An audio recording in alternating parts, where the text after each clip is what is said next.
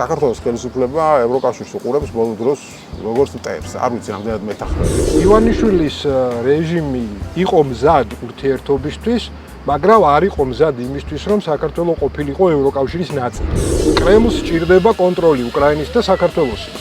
უკრაინაში ამ კონტროლის მიღწევას ცდილობს ბომბებით, ტანკებით და ასე შემდეგ და საქართველოში ამას აღწევს ივანიშვილის რეჟიმის საშუალებით. მაგრამ მოვიდა რომ საქართველო თუ არ ჩაერთვება ომში, დასავლეთი ვერ ასრულებს რუსეთთან ომს, ვერ უგებს. ჩვენ ყოფილვართ გადამწყვეტები. გლობალური ომის პარტია მე მგონი უკვე აღარავის ახსოვდა და გააცოცხლეს გლობალური ომის პარტია. საქართველოს აღარ ექნება უვიზო მიმოსვლა, თუ ივანიშვილი იქნება ერთპიროვნული მმართველი. ევროკავშირის კომპეტენცია საერთოდ არ არის ან გეიქორწინება. ეს არის ეროვნული კომპეტენცია. ევროკავშირში ქვეყნები თავად წყვეტენ ერთსქესიანთა ქორწინება იყოს დაშვებული თუ დაუშვებელი. მათი შვილები სწავლობენ პირველ რიგში ევროკავშირში და ამერიკის შეერთებულ შტატებში. აღარ ჩამოთვლი სახელებს და გვარებს. თუ ეს ასეთი საშიშია, რატო თავის შვილებს არ მოაშორებენ ევროპას? ჩვენზეა დამოკიდებული რამდენად გაუქმდება უვიზო მიმოსვლა. ჩვენ თუ გამოვალთ ძალიან დიდი რაოდენობით, ჩვენ თუ მზად ვიქნებით, რომ ყველაფრის ფასად დავიცვათ ეს მიღწევა, რომელიც ჩვენ გვეკუთვნის, არავინ არაფერს არ გააუქმებს. მოგესალმებით, მე ვარ ჟურნალისტი მერაბ მეტრეველი და ეთერშია გადაცემა პოლიტქალაქი. და დადგა ის დღე, როდესაც ევროკავშირმა გითხრა, რომ შეიძლება უვიზო მიმოსვლა შეგვიჩეროს. როგორც იცით, ეს პრივილეგია ევროკავშირმა რამდენიმე წლის წინ მოგვანიჭა. პრივილეგია იყო, იმიტომ რომ სხვა არც ერთ ქვეყანას ასეთი შესაძლებლობა რეგიონში არ ჰქონდა. უვიზო მიმოსვლა არ აქვს სომხეთს, არ აქვს თურქეთს, არ აქვს აზერბაიჯანს, არ აქვს რუსეთს. ანუ ამ ქვეყნის მოქალაქეებს არ შეუძლიათ ევროკავშირში უვიზოდ იარონ. ჩვენ შეგვეძლო. ამიტომ იყო ეს პრივილეგია. ეს პრივილეგია მოგვანიჭეს, იმიტომ რომ ჩვენ მაშინ ვატარებდით რეფორმებს. მივდიოდით დემოკრატიისკენ, მივდიოდით ევროპისკენ. მაგრამ როგორც იცით, ეს ვითარება შეიცვალა და შესაბამისად შეიცვალა ევროკავშირის დამოკიდებულებაც. ევროკავშირმა საქართველოს ხელისუფლებას ვითარების გამოსასწორებლად ვადა 31 აგვისტომდე მისცა. თუმცა როგორც საქართველოს ხელისუფლების მაღალჩინოსნების კომენტარებიდან ირკვევა, ისინი არაფრის გამოსწორებას არ აპირებენ. პირიქით, შეტევაზე გადავიდნენ და ევროკავშირს შანტაჟი ადანაშაულებენ, ადარებენ საბჭოთა კავშირს და ასე შემდეგ და ასე შემდეგ. დღეს ჩვენი გადაცემის სტუმარი იქნება გიორგი რუხაძე, საერთაშორისო ურთიერთობების სპეციალისტი, რომელთან ერთად ვისაუბრებთ შექმნილ ვითარებაზე და იმ პროპაგანდაზე, რომელსაც საქართველოს ხელისუფლება ევროკავშირთან მიმართებით ეწევა. მოგესალმებით გიორგი, მადლობა დიდი გადაცემაში მონაწილეობისთვის. დღეს ვისაუბრებთ ევროკავშირისა და საქართველოს ხელისუფლების ურთიერთობაზე. იმიტომ რომ სპეციფიკური ურთიერთობა ჩამოვუყალიბდათ და მეთანხმდები ევროკავშირთან. საქართველოს ხელისუფლება ევროკავშირს უყურებს ბოლო დროს როგორც მტევს. არ ვიცი რამდენად მეთანხმები, 100-ია თუ არა, ანუ აქამდე ითვლებოდა რომ იყო ის ჩვენი მეგობარი, მაგრამ 2022 წლიდან მოყოლებული, აი კანდიდატის სტატუსის მოცემიდან მოყოლებული, თითქოს მაშინაც რიტორიკა ასეთი ხონდეს, რომ სპეციალურად შემოგთავაზეს კანდიდატის სტატუსი, რომ მე არ მოგცე და რაღაცა და ნუ ეხა უვიზოზე რო დაიწყო საუბარი, რომ შეიძლება შეგიჩეროთ, თავიდან დაიწყო შტურმი და განცხადებები და ასე შემდეგ და აი რატო არის ევროკავშირი მტერი ამათვის შენი აზრით? თუ იქნება არ მეთანხმები და არ ფიქრობ ასე. გეთანხმები, კი. სწორედ ზუსტად ასეა. დამოკიდებულება, რიტორიკა, პოლიტიკა ევროკავშირის მიმართ ზუსტად ისეთია ივანიშვილის რეჟიმის მხრიდან, როგორც მტრულად განწყობილი ქვეყნის ანგაერთიანების მიმართ. და იმაშიც გეთანხმები, რომ ეს ყველაფერი დაახლოებით 3 წლის წინ დაიწყო. მე მანამდეც ხედავდი ამ ნიშნებს და მანამდეც ვსაუბრობდი ამაზე ხმამაღლა.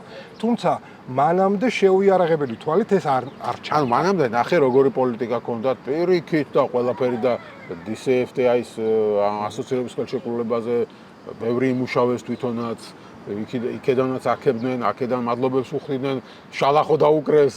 კი, მაგრამ გეტყვი აქ დეტალებს გახსოვს, აქ დიდი ზეიმი მოაწყვეს ასოცირების ხელშეკრულებაზე, მერე უვიზოზე და ანუ თითქოს პირიქით სულ მადლობები და წინ მივდივართ ევროკავშირში და უცებ მოულოდნელად მაგრამ არ იყო ეგ მოულოდნელად და გეტყვი რატო იყო ეგ ამბავი. შენ რასაც ამბობ, ეგ ყველაფერი მართლა ასეა. როდესაც საქმე იყო ასოცირების ხელშეკრულებაზე, ურთიერთობაზე, ხო, აქ პრობლემა არ ქონდა ივანიშვილის მაშინ რეჟიმი ალბათ არ იყო, მაშინ არჩეულ ხელისუფლებას, ხო? მაგრამ როდესაც ევროკავშირმა გადაწყვიტა გაფართოება აღმოსავლეთით და საქართველო აღიქვა როგორც არა პარტნიორი, მხოლოდ არამედ მომავალი წევრი, აი იქ შეიცვალა ყველაფერი. იმიტომ რომ ივანიშვილის რეჟიმი იყო მზად ურთიერთობისთვის, მაგრამ არ იყო მზად იმისთვის, რომ საქართველო ყოფილიყო ევროკავშირის ნაწილი. ეს ბუნებრივია რუსეთთან არის კავშირში და ბუნებრივია მათ გეგმასთან, რომ მუდმივად შეენარჩუნებინათ ძალაუფლება.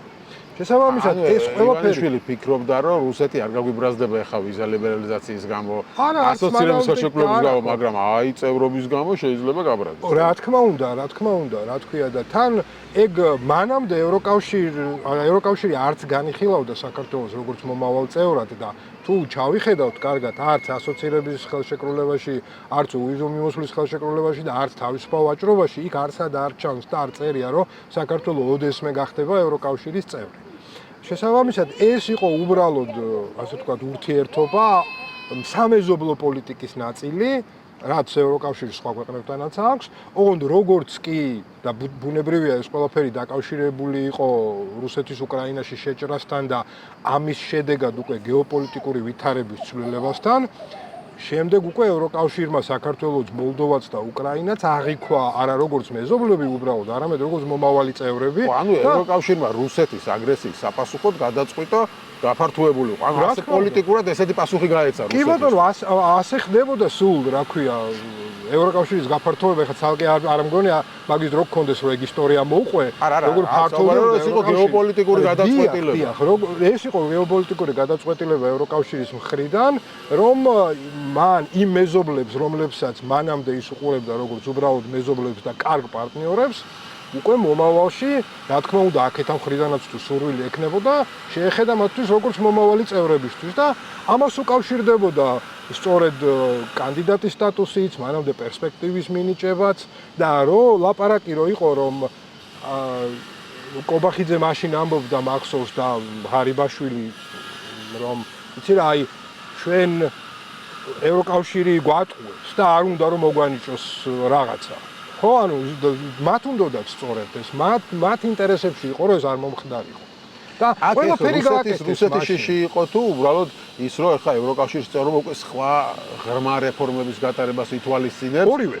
იმიტომ რომ ახლა DCFTA რაღაც ეკონომიკურ რეფორმებს ითვალისწინებს და პრობლემა არ ქონდათ, ვიზა ფრი ითვალისწინებდა რაღაც, ხო, ახლა საზღვრის თემას და ასე შემდეგ და ერთი ანტიდისკრიმინაციული კანონის თემა იყო და ის ძალით მიაღებინა ივანიშვილმა თავის უმრავლესობას და მაგრამ აი უკვე წევრობა ითვალისწინებს სასამართლოს რეფორმას, დემოკრატიას, თავისუფალ არჩევნებს და ასე შემდეგ და თუ ამ რეფორმების შიში უფრო იყო ვიდრე რუსეთის. ორივე.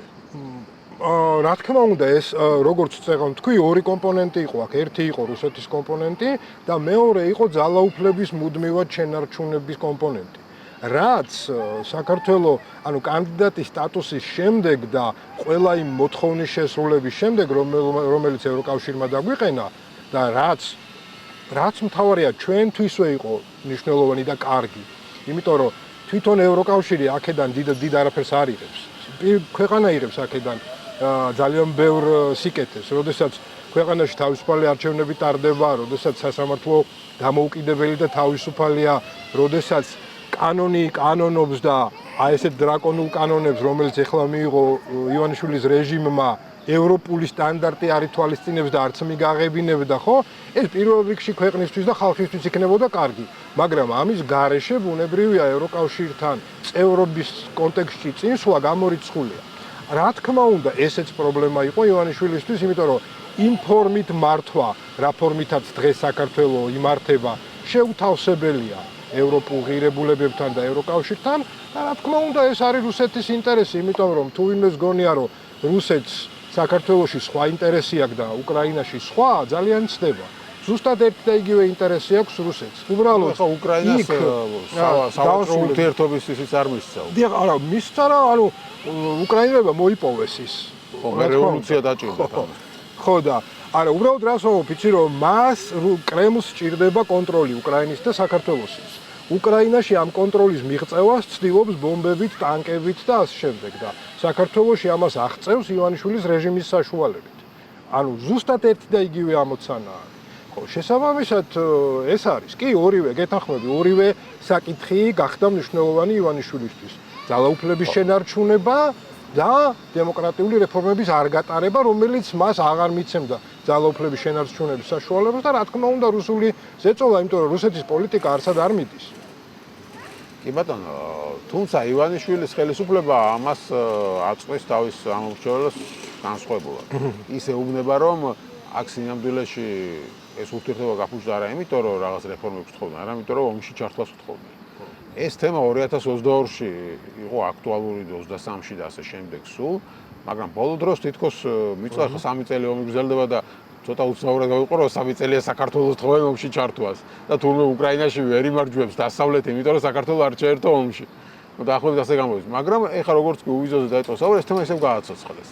მიუხედავად იმისა, რომ 2 დღის წინ მამუკა მდინარაძე იმედის ეთერში თქვა, რომ ბოლო დროსო შეწყდაო ომში ჩართვას აღარ გთხოვენ, იმიტომ რომ ხო ლოგიკურია ხო ეხლა რაღაცა თეორიულად შეიძლება ვიღაცამ დაიჯეროს რომ ომის დასაწყისში ვიღაცას გაუჩნდა იდეა რომ იქ მეორე ფრონტი ხوار გავხსოვთ. ეხლა 3 წელი გავიდა და 3 წელი ომი მიმდინარეობს და 3 წელი საქართველოსზე თუ ხარ დამოკიდებული ხო სიგიჟია ეგა და ლოგიკურად ასეც უნდა ყოფილიყო რომ ეთქვათ რომ მაშინ ვთხოვდნენ და ეხლა იმდეს არ გავთხოვეს თქვა მდინარაძე, მაგრამ როგორც უვიზოს და გამოვიდა კობახიძე და ესო თავიდან განახლდა დიდი ძალით საქართველოს ომში ჩართვის ცდილობა. ანუ რა გამოვიდა რომ საქართველოს თუ არ ჩაერთვება ომში დასავლეთი ვერ ასრულებს რუსეთთან ომს, ვერ უგებს. ჩვენ ყოფილვართ გადამწყვეტები. არ ვიცი ახლა სხვა რითი შეიძლება ავხსნათ მათი ლოგიკა ასე თქვა. რას ემყარება ეს? ანუ აი ფანტასტიკურად ახსენი, რამდენად აბსურდულია ეს რიტორიკა და ეს პროპაგანდა. და ეს რა თქმა უნდა ტელემაყურებელს უნდა უთხრათ, რომ პირველი ეს არის ტყუილი და საქართველოს ომში ჩართვას არავინ არ ცდილობს, განსაკუთრებით ევროკავშირი, რომელიც თავისი არსით მშვიდობის პროექტია და მეორე, ახლა როდესაც მილიარდობით ევროს და მილიარდობით დოლარს დებენ შენ ქვეყანაში, იმიტომ რომ ინფრასტრუქტურა გაგიკეთონ, იმიტომ რომ წყალგაყვანილობა გაგიკეთონ, იმიტომ რომ რაღაცა უკეთესი ქვეყანა იყოს და მე რატომღაც გადაწყვეტენ რომ ეს თავის ჩადებული ფული აიღონ და თავის ხელით დაანგრიონ, იმიტომ რომ საქართველოს ომში ჩართვა. დაანგრიონ ერთია და მეორე ახლა თვითონ ამბობს საქართველოს ხელისუფლება რომ 2 დღეში დაგვიპყრობს რუსეთი და ასე შემდეგ და ასე შემდეგ. აგერ ტანკია 40 კილომეტრში, ახლა წარმოიდგინე ჩვენ რომ მართლა დაგვეწყო რაღაც ოპერაცია აფხაზეთში ან სამხრეთ ოსეთში, ეს ნიშნავს იმას, რომ შეიძლება მართლა ერთ კვირაში თბილისი დაგვეკარგა. და ანუ ეს დასავლეთს რაში უნდა აწყობდეს? თავისი მოკავშირე, მაშინ ხო მოკავშირე ვიყავით დასავლეთის, კავკასიაში ერთადერთი მოკავშირე ვიყავით, ან სომხეთი მაშინ არ იყო მოკავშირე 2022-ში, რუსეთის მოკავშირე იყო, აზერბაიჯანის საერთოდ თავისი ერთადერთი მოკავშირე დაკარგოს და რუსეთს გადაულოცოთ. ხო ხა ჩვენი ომში ჩართო ხომ იმას ნიშნავს რომ საქართველოს უნდა აეღო, დაეპყრო რუსეთს და საქართველოსაც დაკარგავდა რუსეთი და აი რა ლოგიკა არის დასავლეთის გადმოსახედიდან რომ ერთი მოკავშირე გყავს და იქ ომი გააჩაღო და მე დაკარგო. ხო, რა თქმა უნდა, აქ არანაირი ლოგიკა არ არის და იმიტომ ვამბობთ, რომ ეს არის აბსოლუტურად აბსურდული. ოღონდ პროპაგანდას ლოგიკა არ ჭირდება. ანუ ლოგიკა ჭირდება მე და შენ რომ რაღაც დავიჯეროთ.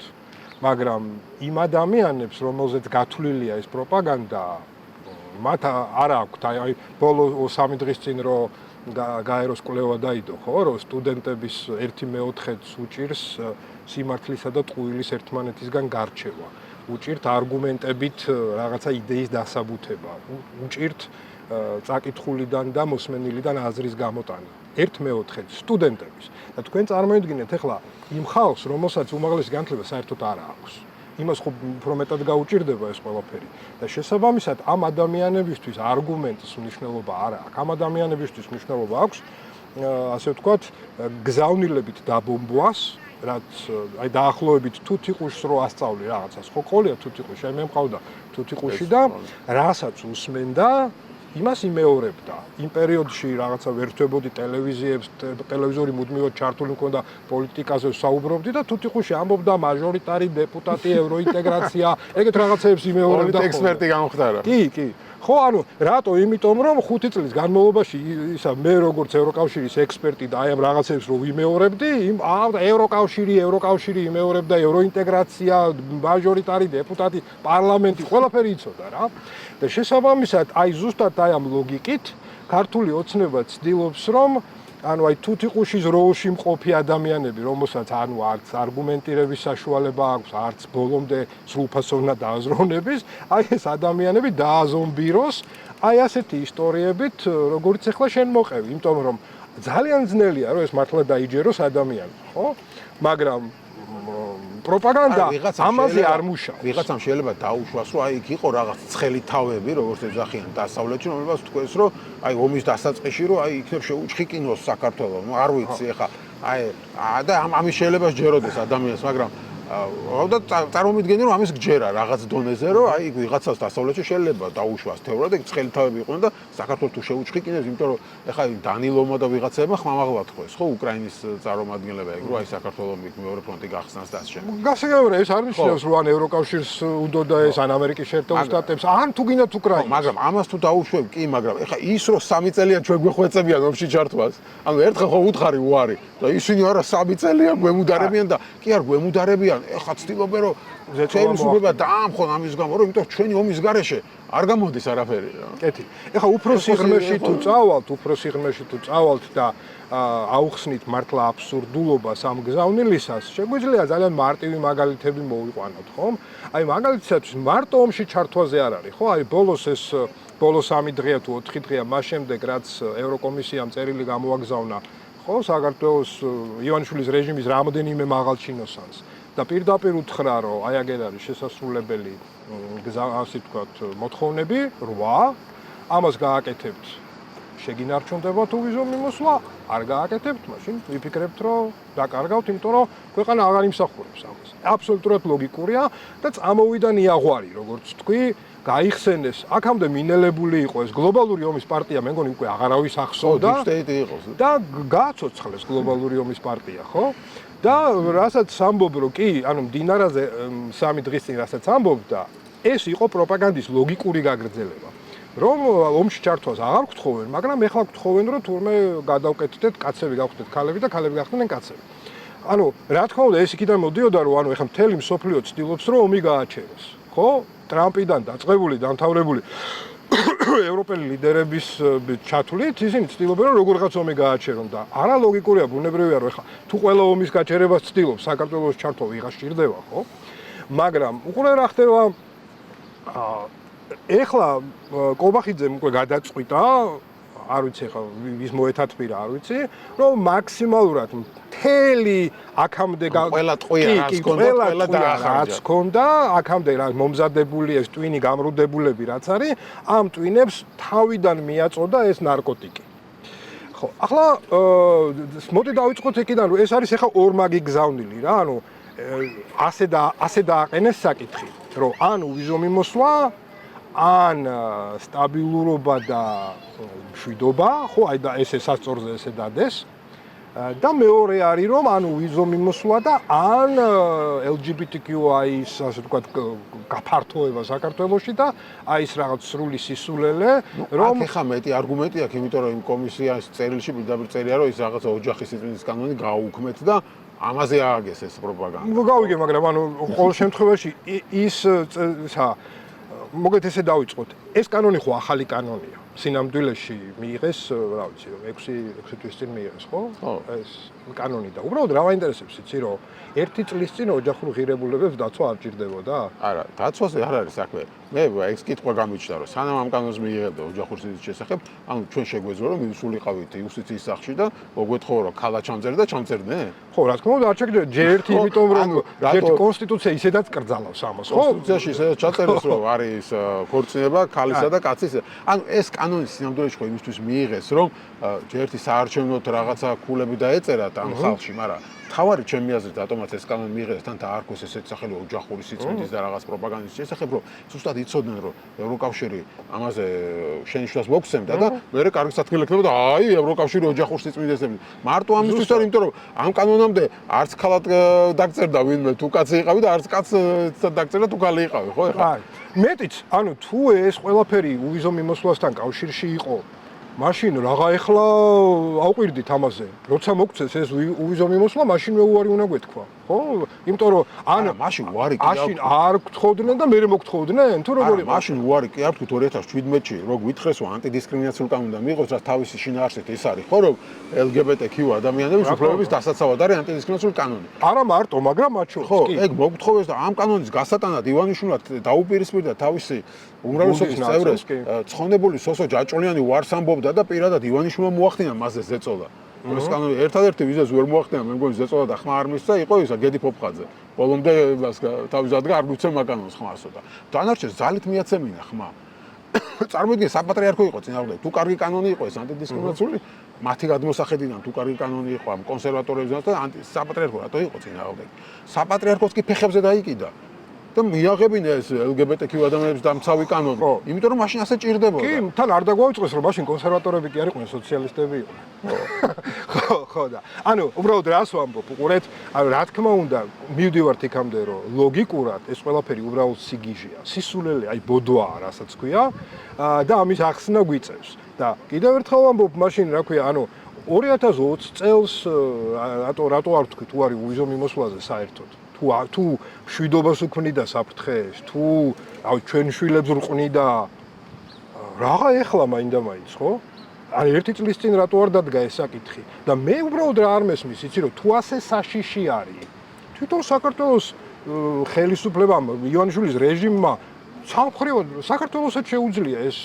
სამხრივად გააუქმოს ხო და რატო არ გააუქმა აქ საქართველოს როგორ ახლა იმათ გადასაწყვეტია არა ორმხრივი ხელშეკრულება ანუ შეთანხმება უვიზო მიმოსვლის შესახებ შეთანხმება არის ორ სუბიექტს შორის შეთანხმება და თუ რომელიმე სუბიექტი არ ეთანხმება ეს ისედაც არ გამოვა მაგ ამბავს მაშინ არ გამოვრიცხა იმიტომ რომ ესენი ყოველთვის დასწრებაზე თამაშობენ ახლა 28 ნოემბრის განცხადებას ხო ეგ იყო რომ სანამ ისე უარს გვეტყენოთ ჩვენ თვითონ ვაჩერებთ და რეალურად რასაც აკეთებენ კი რასაც მივიდა იქამდე საქმე რომ რეალური საფრთხე გამოჩნდა რომ გამოჩნდა კი ხო შეიძლება ადგენენ და ანუ ჯერ შეეცდებიან რომ ასე ვთქვათ ევროკავშირს ათქმევინონ უარი თვითონ და რაც რეალურად ხდება ანუ ყველაფერს აკეთებენ იმისთვის რომ ევროკავშირს სხვა გზა არ დარჩეს და შეაჩეროს უვიზო მიმოსვლა მაგრამ თუ ეს ასე არ მოხდა ის თავად შეეცდება მე რაღაც ისეთი გააფუჭოს თუ არა და თვითონ პირდაპირ გზით გააკეთოს ეს ყველაფერი რა იმიტომ რომ რეალურად ნამდვილად ასეა რომ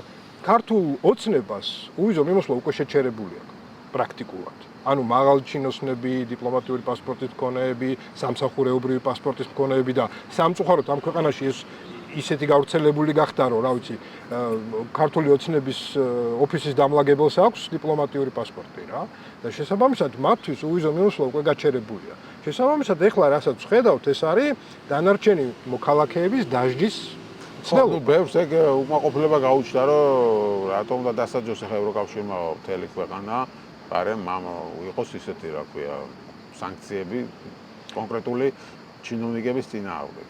მან სხვადასხვა ლოგიკური კითხვაა, მაგრამ ეს ორი რაღაცა ერთმანეთს არ გამორიცხავს. თარგეტირებული სანქციები, რა თქმა უნდა იყოს და ძალიან ცუდია, რომ აქამდე ევროკავშირმა გაერთიანება ამ საკითხზე ვერ მოახერხა და მე მგონი ყველასთვის გასაგებია რატომაც, ხო? რომ იქ რაღაც ივანიშვილის მოკავშირე ორბანი ხან ფიცო ბლოკავს ამ ყველაფერს. მაგრამ ეს უბრალოდ დროის საკითხი იქნება დარწმუნებული ვარ და რაღაც მომენტში იმიტომ რომ ეხლა მაგალითად რუსეთის წინააღმდეგ სანქციებს არ ბლოკავს. ხო, ანუ ასე იგი მეტი ზეწოლა არის საჭირო და როცა ეს მეტი ზეწოლა იქნება, მე აღარც ბიზნეს სანქციებს დაბლოკავს. ან მეორე ვარიანტია, რომ როდესაც ევროკავშირი მივა იმ დასკვნამდე, რომ ბიზნეს წინააღმდეგ სანქციები ნაწილი უნდა იყოს რუსეთის წინააღმდეგ სანქციების, ამ შემთხვევაშიც ისინი აღმოჩნდებიან სანქციების ქვეშ. მაგრამ ამ ყველაფერს რო თავი დავანებოთ ერთი წუთით და დავინახოთ, რომ დღეს საქართველოს როგორი ქვეყანაა. საქართველოს არის ერთპარტიული ქვეყანა, ყავს ერთპარტიული პარლამენტი, ოპოზიციის ლიდერების უდიდესი უმრავლესობა ციხეში შედან, 60-ზე მეტი პოლიტიკური პატიმარი ყავს, ადამიანებს რაღაც დრაკონული კანონებია მიღებული, რომელსაც ევროპასთან არც კავშირი აქვს და მეტიც წინააღმდეგობაში მოდის, ადამიანები ზოგიერთ თავს იკლავს, რეჟვაძეს გულისხმობ, როგორც შინაგან საქმეთა სამინისტრო ცდილობს რომ შემოგვასაღოს, ან კლავენ ბაჩიაშვილს სიკვდილამდე ცემენ ლამის ციხეში, იმიტომ რომ ივანიშვილს მისი ბიტკოინები უნდა, რომელიც მანამდე დუბაიდან თუ საიდანღაც მოიტაცეს და ჩამოიყვანეს. რა ვიცი, კიდევ ისა რა ქვია, რამიშვილი ერთ-ერთი უმდიდრესი ადამიანი ამ ქვეყანაში პარიზში მიდიოდა თურმე იარაღით, რომელიც ზედო ზურგჩანთაში, ეს სია გრძელია და ამ ქვეყანას რატო უნდა გაუგრძელოს უვიზო მიმოსვლა ევროკავშირმა, აი ლოგიკა ამიხსენე. ყველაფერს რო თავი დავანებოთ. გასაგებია, რომ ევროკავშირს არ უნდა რომ ქართველი ხალხი დასაჯოს. ან ნუ მინიმუმ ის ხალხი, რომელიც იბრძვის დემოკრატიისთვის და თავისუფლებისთვის.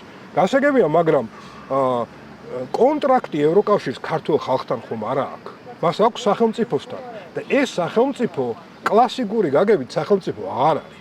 საქართველოს დღეს სამწუხაროდ აღარ არის კლასიკური გაგებით სახელმწიფო, მით უმეტეს დემოკრატიული სახელმწიფო. საქართველოს დღეს არის ივანიშვილის ხელში რეპრესიის მექანიზმი. და ამ ტიპის სახელმწიფოსთან უვიზო მიმოსვლა რანაირად შეიძლება გაგრძელდეს დიდი ხნის განმავლობაში. არგუმენტიც, რომ მაგრამ ვენესუელასთან აქვს, არაბეთთან, გაერთიანებულ ემირატებთან აქვს, ხო ვენესუელა რა დემოკრატიული ქვეყანაა, მაშინ იმასთან რატო აქვს? ხო, აქ ამას მარტივი ახსნა აქვს და არაერთხელ მithქვამ სხვადასხვა ეთერში, რომ ორი სხვადასხვა საკითხია. ჯერ ერთი ევროკავშირს აქვს სხვადასხვა სავიზო პოლიტიკა ევროპაში და ევროპის მიღმა. საქართველოს ევროპაშია, ვენესუელა სამხრეთ ამერიკაში. შესაბამისად, ეს ორი ქვეყანა სხვადასხვა საზომით იზომება. ასე ვთქვათ, რაც შეიძლება და ევროკავშირის წევრობა არ უნდათ, ხო? ეხლა ეგ მეორე საკითხია. ამ ყველაფერს რო თავი დავანებოთ, საქართველოს არის ევროკავშირის წევრობის კანდიდატი ქვეყანა. შესაბამისად, საქართველოსთან მიმართებაში აბსოლუტურად სხვა მოთხოვნებია. აქედან გამომდინარე, მიუხედავად იმისა, ივანიშვილს დაუწესებენ თუ არა ტარგეტირებულ სანქციებს და მიუხედავად იმისა, ხვალდაზე რა მოხდება აი ამ მიმართულებით, უვიზო მიმოსვლის გაჩერებას ჩვენ მაინც ვერ ავწდებით თუ საქართველოს გააგრძელებს იმ ტიპის სახელმწიფო ყოფნას, როგორიც არის დღეს. ეს არის აი 2x2 4, აი ჯამი ჭურჭელიაო, ანუ იმ ხალხისთვის, ვისაც აზრის გამოტანა უჭირს საუბრიდან, აი მარტივი ამბავია, თითი, თათი, ხო, ჯამი ჭურჭელია, საქართველოს აღარ ექნება უვიზო მიმოსვლა, თუ ივანიშვილი იქნება ერთპიროვნული მმართველი. აი როგორ აი ესეთი მარტივად შეგვიძლია ეს ამბავი ახსოვოს. სახელმწიფო ამბობს, რომ ჩვენი ჩამოგდება უნდა deep states ევროკავშირის ხელით და ამიტომ აგვართმევს, რომ ხალხი აჯანყდეს, გაბრაზდეს და ანუ გვაშანტაჟებს ამით. ეს არის შანტაჟის იარაღი მათ ხელში. შანტაჟის იარაღი და შანტაჟი რო დომოდათ, ამას 2 წლის წინ გააკეთებდნენ და ეგ მართლა მოხდებოდა. იმიტომ რომ არჩევნების წინ მაგალითად, აი მე ჩემი აზრით ლოგიკური იქნებოდა ევროკავშირის მხრიდან, როდესაც აი პირველი რუსული კანონი მიიღო ივანიშვილის მაშინ შეიძლება რეჟიმი არ გვეწოდებინა, მაგრამ არჩევნებამდე იყო ეს ამბავი და აი ამ ხელა გამოსვლების შემდეგ, აი ამდენი, ასე ვთქვათ, ასეთი წინააღმდეგობის შემდეგ, როდესაც ხელისუფლება იღებს კანონს, რომელსაც ამდენი ადამიანი ეწინააღმდეგება და ამდენი ქვეყანა ეწინააღმდეგება შენი პარტნიორი. ეს არის ძალიან ცხადი სიგნალი, რომ ეს ქვეყანა უკვე აღარ მიდის დემოკრატიისკენ და მიდის ავტორიტარიზმისკენ. აი მაშინ ევროკავშირის რო გაეუქმებინა უვიზო მიმოსვლა, ან გნებავთ ამ ტიპის წერილი გამოეგზავნა, როგორც ახლა მივიღეთ. მე დარწმუნებული ვარ, რომ მაშინ იმ განაცხადს ბევრად უფრო მძიმე შედეგები მოყვებოდა. და დარწმუნებული ვარ, რომ სხვა ადგილას ვიქნებოდით დღეს ისტორიის, მაგრამ როგორც წესი ევროკავშირი აგვიანებს ასეთ ნაბიჯებს, დაგვიანებულია უკვე ეს ნაბიჯი, რომელიც ადგილობრივი არჩევნების წინ დაშანტაჟების აზრი რა არის? ნახევარი ოპოზიცია მონაწილეობას არ იღებს ამ არჩევნებში და მარტივად მოიგებს ხო ხა ხელისუფლება. რანაირად უნდა დააშანტაჟოს. მით უმეტეს, ანუ ევროკავშირი ამ არჩევნებს საპარლამენტო რეზოლუცია უკვე გვეუბნება იმას, რომ ის არ აღიარებს ამას უკვე ლეგიტიმურად, როდესაც ოპოზიციის ლიდერების უმეტესობა ციხეშია, იქ გინდა მიიღოს ვიღაცა მონაწილეობა და გინდა არ მიიღოს, არანაირი მნიშვნელობა არ აქვს. ვერანაირად ვერ იქნება არჩევნები ლეგიტიმური, როდესაც რეჟიმის პოლიტიკური ოპონენტების დიდი უმრავლესობა არის ციხეში. ანუ გამორიცხული ამბავი არის. ხა გახარიას პარტიამ უნდა მიიღოს მონაწილეობა და უნდა არა ან ლელობა. ეს ვერაფერს ვერ შეცვლის ამ მხრივ. ამიტომ აბსოლუტურად გეთანხმები იმაში, რომ რაღაცა შანტაჟი ვითომ ადგილობრივი არჩევნების წინ არაფერ ლოგიკურ ამბავში არ ჯდება და კიდევ ერთხელ ეს არ არის შანტაჟი. ეს არის სამწუხარო რეალობა, რომელიც დადგა იმის გამო კი არა, რომ ვითომ აქ ითხოვენ, რომ კაცი არ იყოს და ხალი არ იყოს, ან ვითომ საქართველოს სადღაც ომში ითრევენ. არა, უბრალოდ იმიტომ, რომ ადამიანები უმიზეზოდ ცხედან ციხეში. იმიტომ, რომ პარლამენტი აქვს საქართველოს, სადაც მხოლოდ ერთი პარტია არის. იმიტომ, რომ ადამიანებს დავასრულებ, ბოდიში. იმიტომ, რომ ადამიანებს კლავენ. ან თავს აკლევინებენ, იმიტომ რომ ადამიანებს იტაცებენ, იმიტომ რომ ადამიანებს ქონებას ართმევენ უკანონოდ. ადამიანებს კლავენ, იმიტომ რომ ბიძინა ივანიშვილთან ბიტკოინები არ მიაქვთ. ამის გამო გვიჩერებენ უვიზო მიმოსვლას და არა იმის გამო, რომ ვინმე აქ ომში ჩართვას გთხოვს თუ კაცების ქალად გადაკეთებას გთხოვს და აუცილებლად მინდა ამაზე რა ერთი რამე დავამატო. ამაზე საუბრობენ ადამიანები, რომლებმაც განათლება მიიღეს იგივე ევროკავშირში. პაპუაშვილს გულისხმობ და კობახიძეს გულისხმობ. კობახიძე მინიმუმ 10 წელი გაატარა გერმანიაში, დიუსელდორფის უნივერსიტეტში.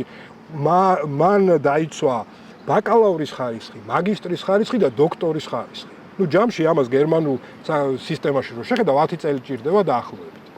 10 წლის განმავლობაში გერმანელმა პენსიონერმა იხადა კობახიძის სწავლის ფული.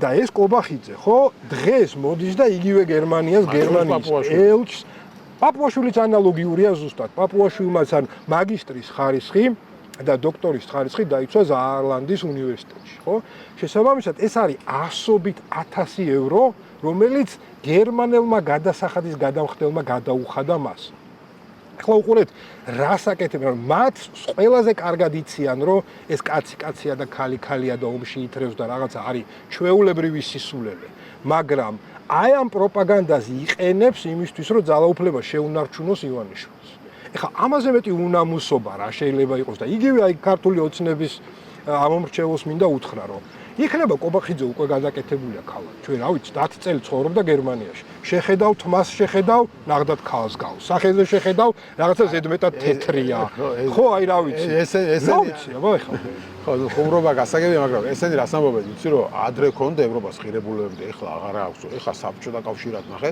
პაპუაშვილიც ციტატას დავიტყვა საბჭოთა კავშირას ადარებენ უკვე ხო პაპუაშვილი ამბობს რომ შუმანი ვინც დიაც იყო ხო ერთ-ერთი ამ ევროკავშირის ჩამოყალიბება შუმანი ალბათ საფლავში ტრიალებს როდესაც ხედავს რა ემართება ევროკავშირის დღევანდელი პოლიტიკური ელიტის ხელში ხედავთ ბრიუსელის სვლას საბჭოთა კავშირისკენ ან მაშინ კარგი იყო მაგრამ ეგეც ხო ეხა ღირებულებები დაკარგესო ევროპული ღირებულებები საწყალი რა ქვია თან კობახიძემ მაგას დაამატა რომ თურმე გაერთიანებულ სამეფოს და ევროკავშირში ანუ დიდი სისწრაფით დემოკრატიის უკუსვლა ხდება ხო ანუ კიდევ ერთხელ ეს არის სწორედ უნამუსობა ეს არის ყველაფერზე ხელის აღება შენ რო ანუ ადამიანს როდესაც აღარ აქვს უკვე ადამიანური სახის შენარჩუნების საშუალება და სრულად არის დამორჩინებული ერთი კაცის დიქტატს, მერე უწევს ესეთი რაღაცეების თქმა.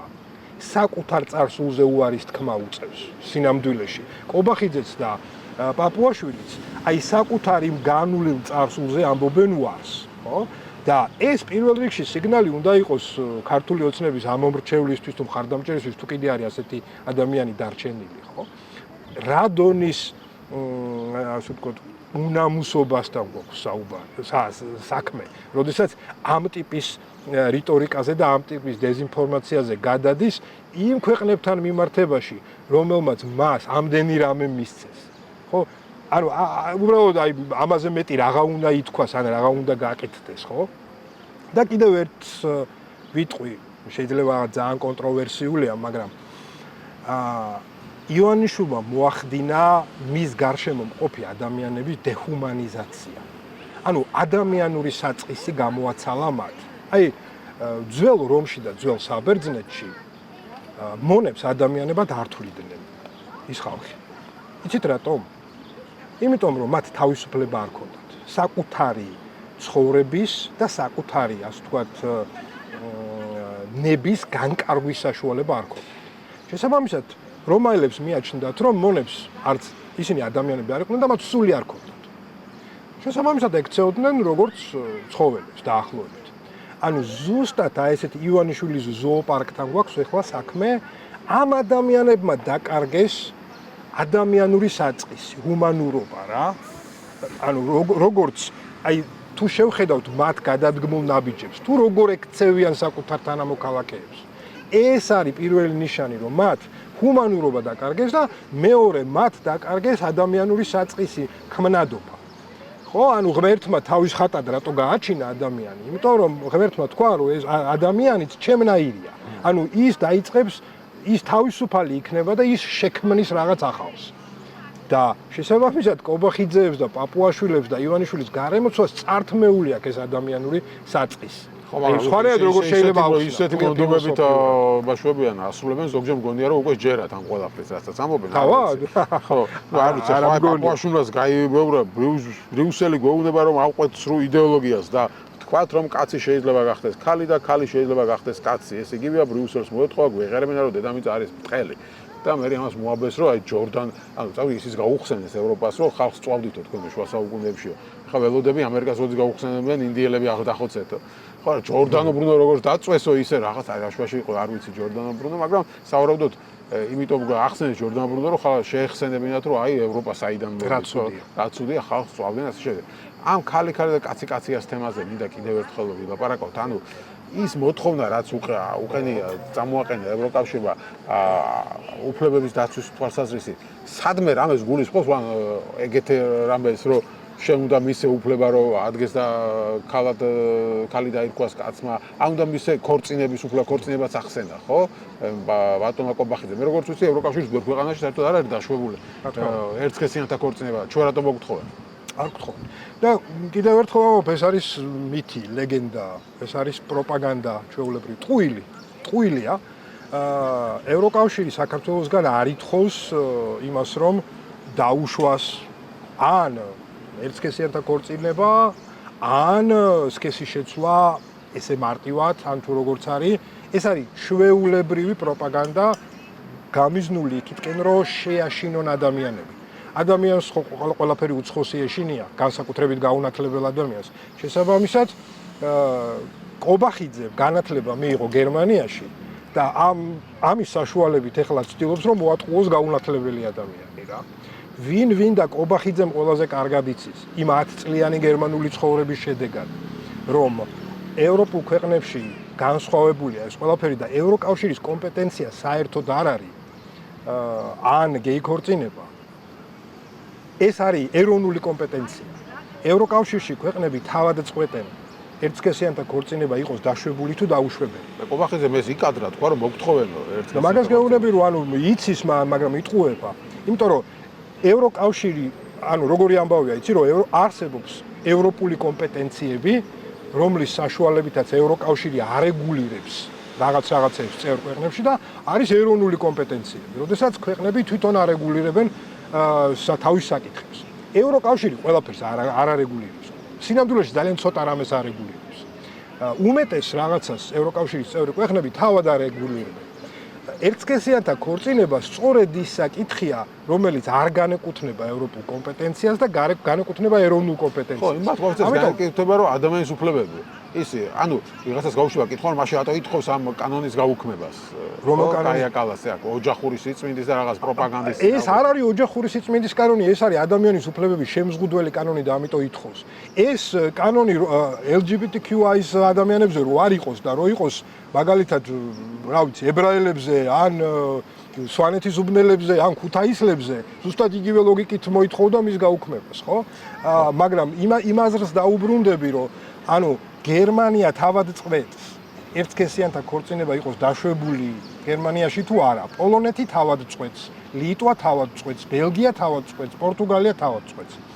ზოგან არის დაშვებული ერთსქესიანთა ქორწინება, ზოგან არ არის დაშვებული. და ეს არის ნორმალური. საქართველოს შემთხვევაში საქართველო გადაწყვეტს ამ საკითხს და გადაწყვიტა უკვე მე მგონი არაერთხელ. რომ არ არის ამ ქვეყანაში დაშვებული ერთ და იგივე სქესის ადამიანების ქორწინება. კარგია, ცუდია, ეს სხვა საკითხია. არ არის. დამთავრებული ამბავია. ევროკავშირმა რანაირადაც არ უნდა მოითხოვოს ეს მისი კომპეტენცია არ არის და ვერც მოგთხოვს.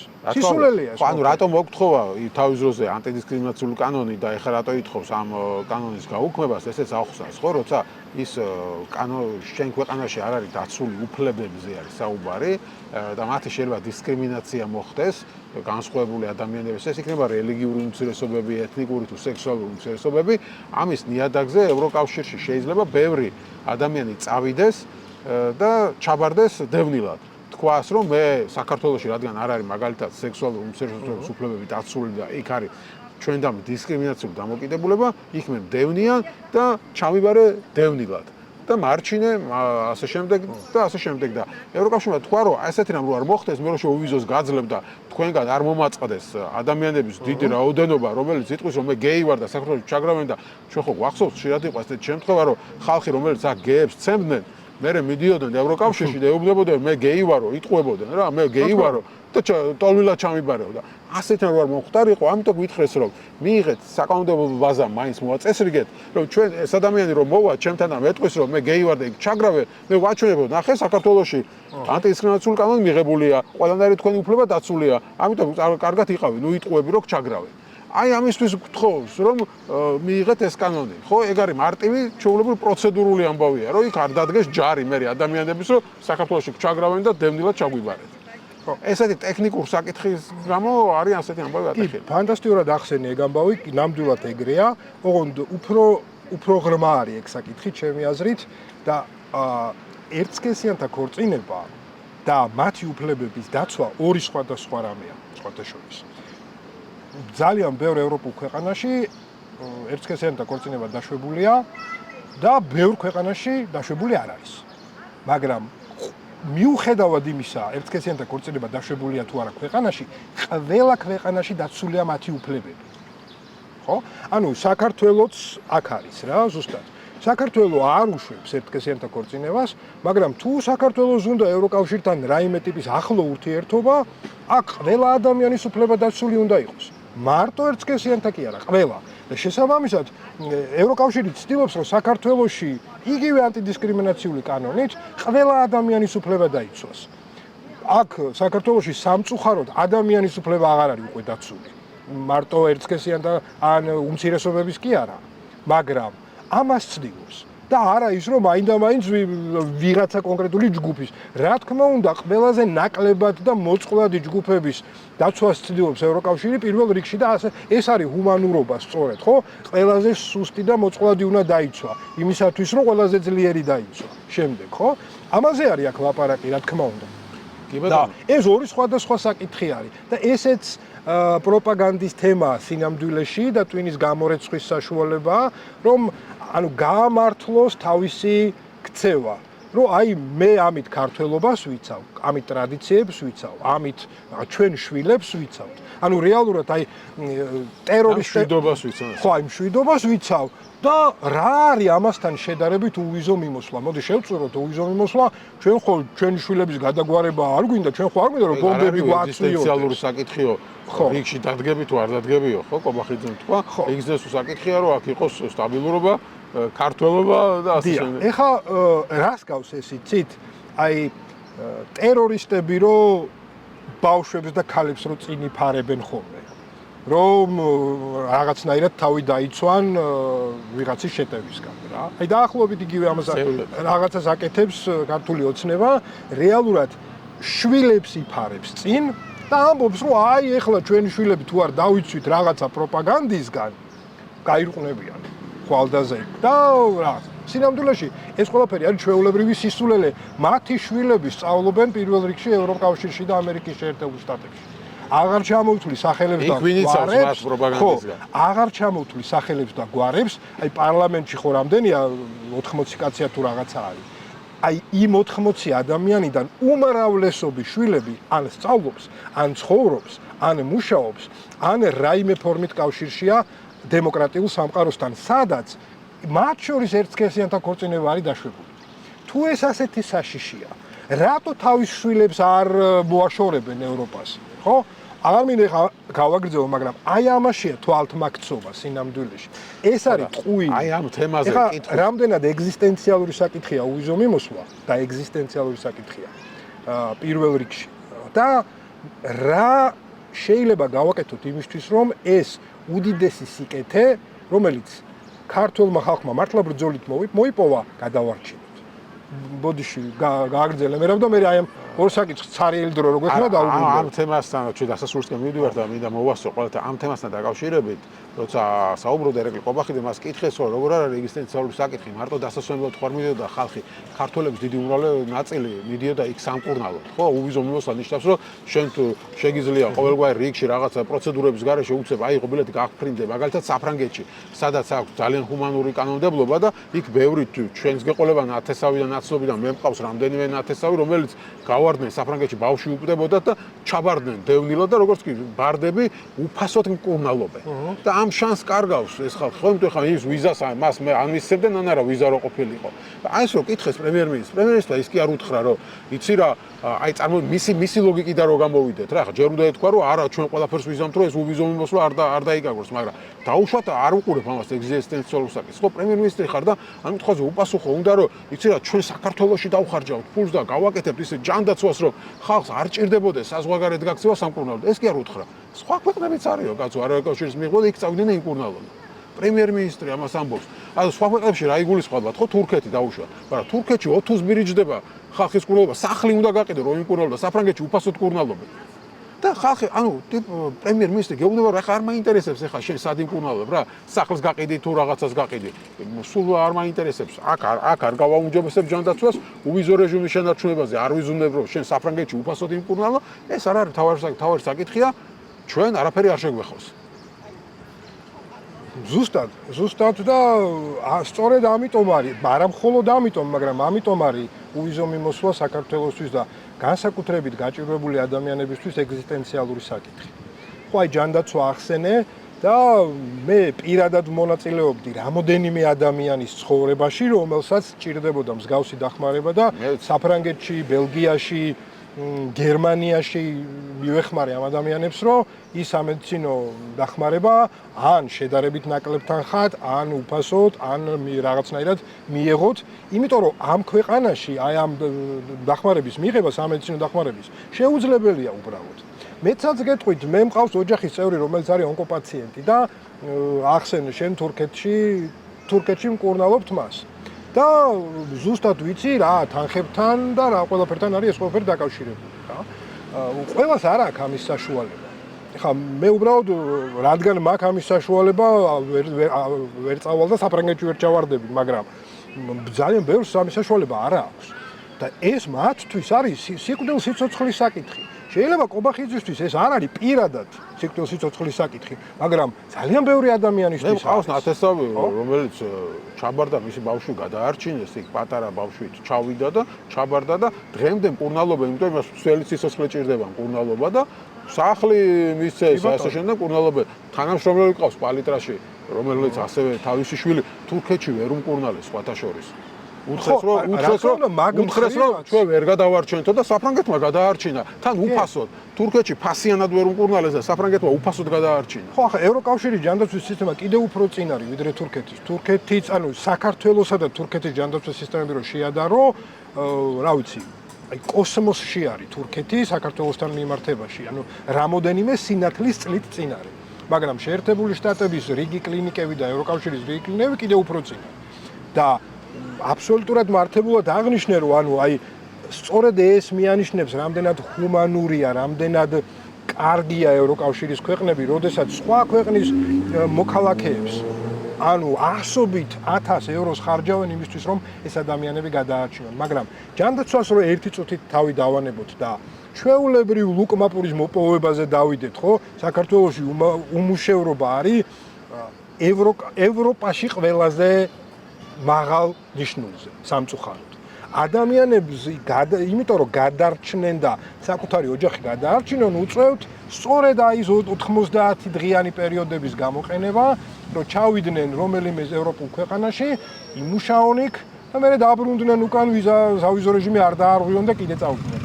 50,000-ზე მეტი ადამიანია ასეთი, რომელიც აი ამ მიგრირებაშია სინამდვილეში.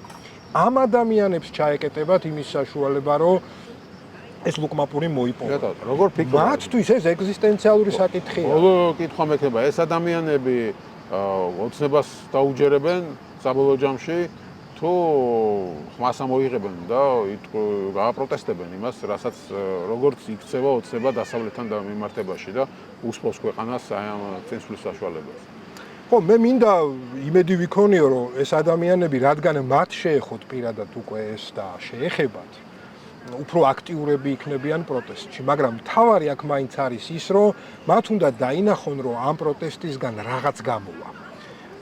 ნაწილი საზოგადოებისა იმიტომ კი არ არის პასიური, რომ მაინდა-მაინც ქართულ ოცნებას მხარს უჭერს, ან მიაჩნია, რომ ოცნება სწორად იქცევა. არა, დიდ ნაწილს უკვე რაღაც სეგმენტისა საზოგადოების დაკარგული აქვს იმედი, რომ პროტესტმა შეიძლება შედეგი მოიტანოს. იმიტომ რომ რეალურად ეს ხალხი გეროთ კობახიძეა დარწმუნებული, რომ რევოლუციას გვიწყობენ. ხო. შენ არ გჯერა ამის და იმას ჯერა. მას ჯერა. რომ რევოლუცია გამოვა, სკეპტიკურად უყურებ, მაგრამ კობახიძე ფიქრობს, რომ გამოვა რევოლუცია. კობახიძის ამის არ ჯერა. ამას ჩალიჩობს ევროკავშირი. კობახიძე მიცის, რომ რევოლუცია არის საშიში სიტყვა. ადამიანებს ეშინიათ არეულობის, რევოლუციის, ომის და ამიტომ იყენებს ამას, რომ შიში დათესოს საზოგადოებაში. მათ შორის საკუთარ მხარდამჭერებში, თორე ზუსტად, წარმოიდგინეთ მართლა რომ ვინმე რევოლუციას აწყობდეს. მაშინ ეს ადამიანები ციხეში უნდა ისხდნენ დღეს. ვინმე არის რევოლუციის მოწყობისთვის დაჭერილი საქართველოში? არავინ. რო ამბობს კობახიძე რომ 4-ჯერ აწყობდნენ რევოლუციასო, ვინც აწყობდა ის ხალხი სად არის? გაქრა? ხო, რევოლუციის მოწყობა არის ძალიან სერიოზული დანაშაული. გადატრიალება, რომელიც მშვიდობიანი ხა აქცია და ასე შემდეგ, ხო? რომელიც მაშინ უნდა დაესაჯოს. გადატრიალებას აწყობ მაშინ ხო რა თქმა უნდა. ასე რომ რა თქმა უნდა ეს კიდევ ერთი სისულელეა, მაგრამ უყურე რასაც ვამბობდი, რომ ქართული ოცნება მიეჩვია პროტესტის მართვას. მან დაინახა, რომ ეს პროტესტი, ქართული პროტესტი, რომელიც თავისი მასშტაბით ძალიან დიდი იყო განსაკუთრებით, მას არ ქონდა შხამი. აი უშხამო გველს გავდა რაღაცნაირად. რა მიუხედავად იმისა, 100,000 ადამიანი გამოვიდოდა 500,000 თუ 20,000 თუ 10,000, ეს ხალხი არ იყო მზად იმისთვის, რომ ეკბინა ხელისუფლებისთვის ბოლომდე. და შესაბამისად ამის გამო ეს უპირატესობა და სისუსტე ჩათვალა ქართულმა ოცნებამ და შემდეგ უკვე მან უკმინა ადამიანებს, მან დაიჭირა, მან დაიმასქნა, რა ქვია, დაჩაგრა. მან გამოიყენა ძალა ხალხის წინააღმდეგ. ჩემი აზრით ხალხმა უნდა გაიაზროს, რომ იგივე აი 31 აგვისტოს არ უნდა დაელოდოს ხალხი და იმის იმედით, რომ ქართული ოცნება რამეს გააკეთებს, რომ გადაარჩინოს უვიზო მიმოსვლა. პირიქით. შენ ფიქრობ, რომ საბოლოოდ გაგვიუქმდება? არა, მე ვფიქრობ, რომ ქართული ოცნება გააკეთებს ყველაფერს იმისთვის, რომ ეს ასე მოხდეს. და ჩვენზეა დამოკიდებული, რამდენად გაუქმდება უვიზო მიმოსვლა. ჩვენ თუ გამოვალთ ძალიან დიდი რაოდენობით, ჩვენ თუ მზად ვიქნებით, რომ ყველაფრის ფასად დავიცვათ ეს მიღწევა, რომელიც ჩვენ გვეკუთვნის, არავინ არაფერს არ გააუქმებს. მაგრამ აი მაგალითთვის მოგიყვან ევროპაში, სხვადასხვა ქვეყანაში დიდი ხნის განმავლობაში მიცხოვრია, მისწავლია და დარწმუნებული ვარ, რომ ნებისმიერ ევროპულ ერს მსგავსი რამ რო გაუბედოს ხელისუფლებამ და ჯიბიდან ამოაცალოს ამ დონის და ამ მასშტაბის სიკეთე კი არა. უბრალოდ რა ვიცი 10 ცენტით რო ბენზინი ძვირდება საფრანგეთში, იმის გამო რომ ხელისუფლება გადასაღადს წერს, ამის გამო პარიზის ქუჩებში ხდება ის, რაც ჩვენ არაერთხელ გვინახავს. და ჩვენ რო გვინდა რომ ევროპული ერების ოჯახში ვიყოთ, ისიც ჩვენი ვალდებულებაა, რომ ესეთი თავხედობა არ გაუტაროთ. ივანიშვილს არ მიცეთ საშუალება, რომ დიქტატორი გახდეს და როდესაც ასეთ ხელშესახებ სიკეთეს გართმევენ, ამაზე პასუხი უნდა გავცეთ. სწორედ ეს არის ევროპული ერობა და ქართული პროტესტი, რამხელაც არ უნდა იყოს, უნდა გარდავქმნათ ევროპულ პროტესტში, იმისათვის, რომ ევროპელებმა დაინახონ, რომ ქართველებს აქვთ შანსი, რომ დაამარცხონ ივანიშვილის დიქტატურა. იმიტომ რომ ეს თუ არ დაინახეს, რა თქმა უნდა ყველაფერი გაუქმდება. თქვენ რა გონიათ, ბელარუსი ხალხი ცუდი ხალხია? იცი რა კარგი ხალხია. ქართველებზე უფრო კანონმორჩილია და ჰუმანურია ბევრი თვალსაზრისით. მაგრამ მათ ყველანაირი ევროპული სიკეთე ან ვერ მიიღეს, ან დაკარგეს. იმიტომ რომ ვერ იცავენ საკუთარ თავისუფლებას. თუ ქართველები საკუთარ თავისუფლებას ვერ დაიცავენ, ისინი დაკარგავენ ყველაფერს, რომელიც მოდის თავისუფალი სამყაროდან. გასაგებია, მადლობა დიდი გადაცემაში. მადლობა.